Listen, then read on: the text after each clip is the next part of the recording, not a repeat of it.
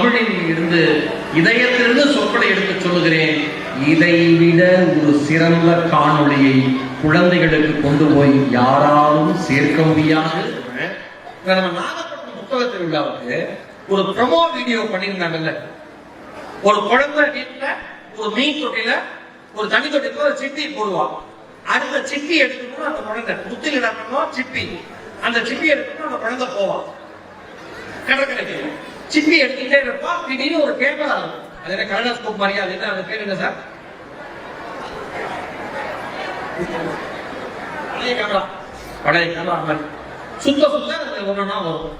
அது பார்க்க ஆச்சரியமாயி அந்த கேமரா கிட்ட போய் அந்த குழந்தை சுத்தம்.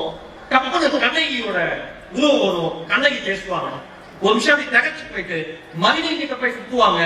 அடுத்து அமைதியான ஒரு உருவம் அக்ஷய பாத்திரம் ஏற்றி வரும். அப்படியே பார்ப்பாங்க.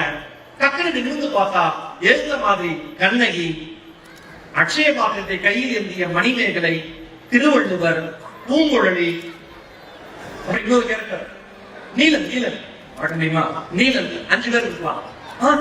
நீங்க தான் அப்படின்னு அவங்க சொல்லுவாங்க, இன்னும் இந்த மண்ணில் எவ்வளவோ நடந்திருக்கிறது, படித்தால் நீ தெரிந்து கொள்ளலாம்.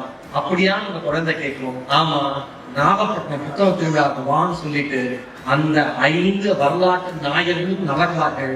அவர்கள் நகர்கிற பொழுது கேமராவா இருந்தது புத்தகங்களா மாறும்.